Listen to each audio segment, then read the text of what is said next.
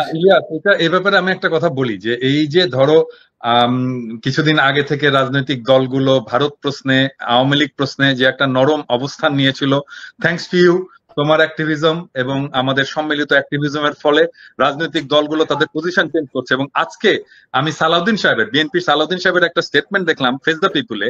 এখানে উনি বলছেন যে আওয়ামী লীগকে রাজনীতি করতে দেওয়া যাবে না, একে নিষিদ্ধ করতে হবে। এটা সালাউদ্দিন সাহেব নিজে বলেছেন ফেস দ্য পিপুলে। দেখেছো তুমি এটা? আমি দেখি নাই। আচ্ছা, এটা দেখো।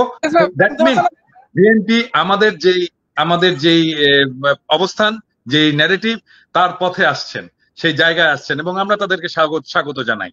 এবং এভাবেই আসলে কাজটা চালাতে হবে। এবং এই যে আমরা অ্যাক্টিভিজমটা চালিয়ে যেতে পেরেছি আওয়ামী প্রশ্নে এবং ভারত প্রশ্নে, সেটার ফল দিচ্ছে রাজনৈতিক দলগুলো।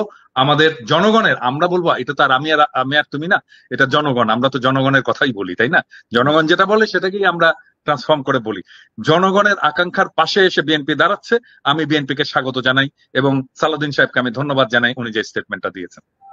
না, এই দেশে ধরেন মানে মানুষ তো নির্বাচনের ভোটের রাজনীতি তো করে। যদি ভোটের রাজনীতি হিসাব করা হয়, এই দেশে শতভাগ মানুষ এই প্রশ্নে সবাই এক।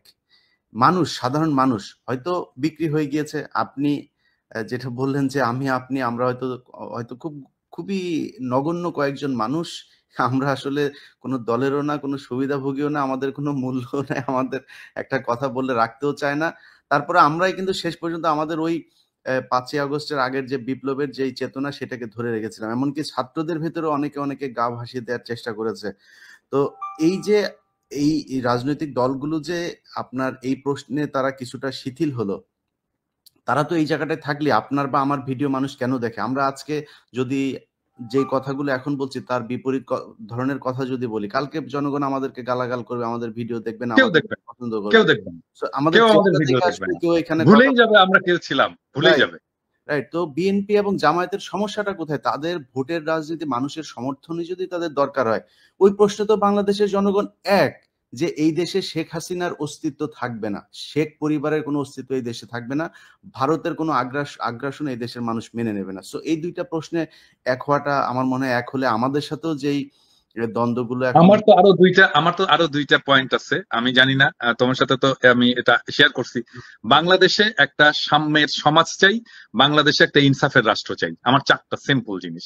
আই বিলিভ যে এটা তোমারও চাওয়া। না, না, এটা এটা সবারই চাওয়া। এরকম অনেক কিছু আছে যেগুলো কমন চাওয়া সবারই। আপনি এটার মতো এরকম হাজারো বলতে পারবেন। কিন্তু আমার কথা হলো যে এই কমন যে চাওয়াগুলো, এই চাওয়াগুলো নিয়েও কেন ৫ তারিখের পরে আমাকে বা আপনাকে বা আমাদেরকে যুদ্ধ করতে হচ্ছে? এই জায়গাগুলোতে আমার মনে হয় বিএনপি, আপনি যেটা বললেন, আজকে যদি এই বক্তব্য দিয়ে থাকে, অবশ্যই তাদেরকে সাধুবাদ জানাই, এবং আমার বিশ্বাস যে জামায়াত ইসলামীও এই একই ধরনের বক্তব্যে অনড় থাকবে শেষ পর্যন্ত। তো আমি চেষ্টা করছিলাম দাদা ৩২ নাম্বার থেকে কয়েকজনকে লাইভে নিয়ে আসা, কিন্তু সমস্যা হলো এখানে নেটওয়ার্কের খুব সমস্যা হচ্ছে। টেলিভিশন গুলোও দেখলাম যে লাইভ করতে পারছে না, ওইখানে বাফারিং হচ্ছে বারবার।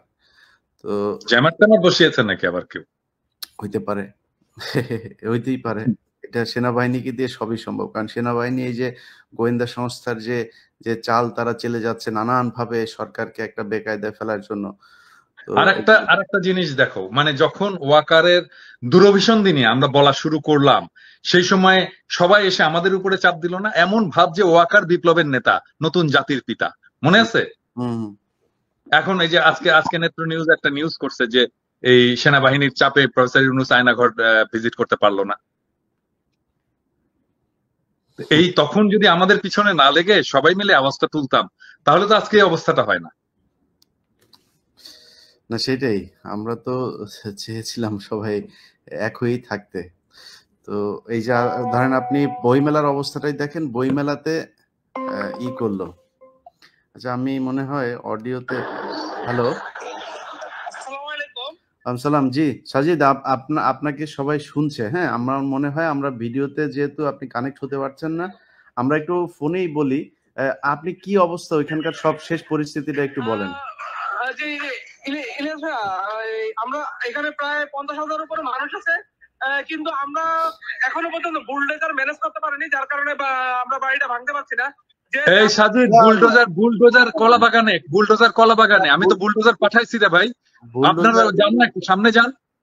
আপনারা একটু যান না, 5-10 হাজার লোক যান, বুলডোজারটা নিয়ে আসেন। ওই যে মিরপুর রোডের ওইখানে দেখেন সেনাবাহিনী থাকলে এদেরকে বুলডোজারের উপর দিয়ে চলে আসবেন। বুলডোজার আমরা একটু আমি বলি, আমরা একটা বুলডোজার ম্যানেজ করেছিলাম, সেটা ঢাকা ইউনিভার্সিটি এই পাশ থেকে একটা ম্যানেজ করা হয়েছে, কিন্তু সেনাবাহিনী বুলডোজারটা আটকিয়ে দিয়েছে আর কি। সেনাবাহিনী আপনারা যান ওইখানে, আপনারা যান ওইখানে। কেন? সেনাবাহিনী কে? আমি তো সেনাবাহিনী কে?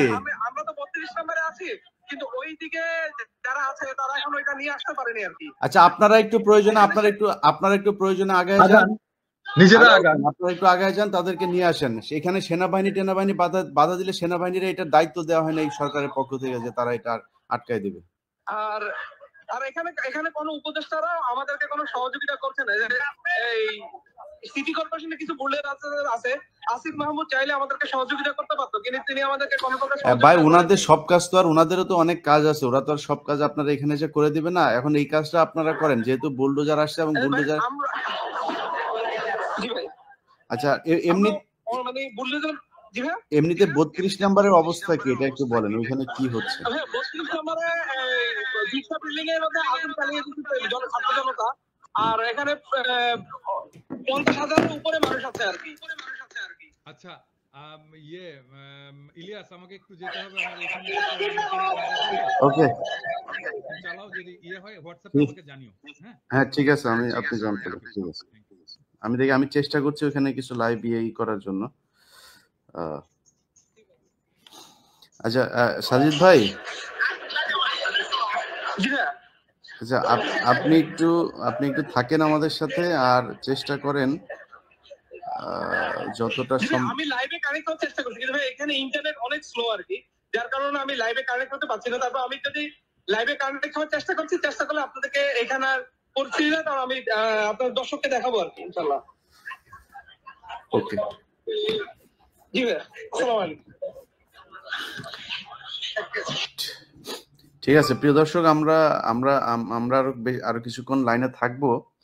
তো যে জিনিসটা দেখাইতে চাচ্ছি, যে কারণে এটার আসলে মূলত আমি এবং পিনাকিদা আমরা যে কারণে মনে করলাম লাইভটা করা দরকার, যে জনগণের সাথে আমাদের থাকাটা মনে হয় জরুরি, এবং এটা জানানো দরকার যে ছাত্ররা একা না, এবং ছাত্র জনতা যারা এখানে আজকে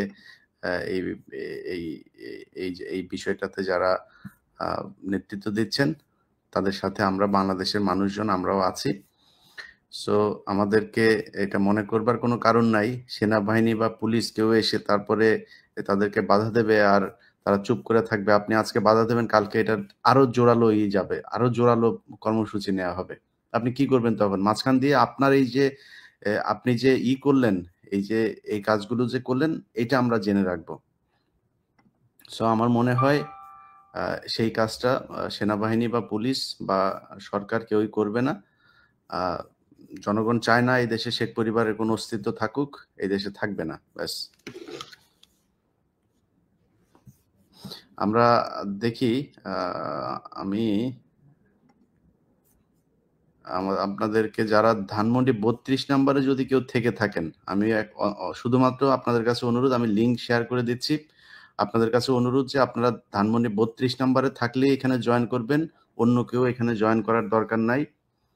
সো এই অনুরোধটা রাখবেন, অন্য জায়গা থেকে কেউ ঢুকবেন না। আমি লিঙ্ক দিয়ে দিয়েছি কমেন্টে, সো আপনারা কমেন্ট থেকে ঢুকতে পারেন। যারা ধানমন্ডি 32 নম্বরে আছেন সেখানে থেকে আমাদের সাথে ভিডিওতে যুক্ত হতে পারেন। হ্যালো ভাই, ড্রাইভের লিঙ্ক দেন, গুগল ড্রাইভের লিঙ্কটা দেন।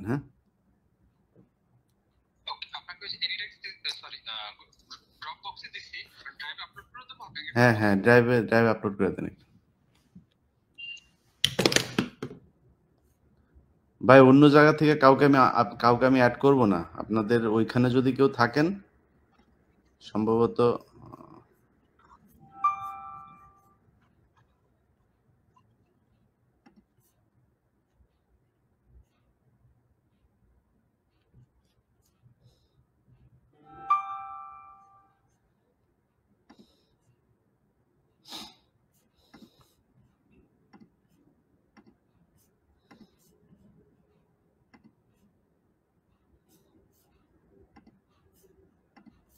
না, আমরা চেষ্টা করছি যে ধানমন্ডি 32 নম্বরে যদি কেউ থাকে তাকে কানেক্ট করাতে।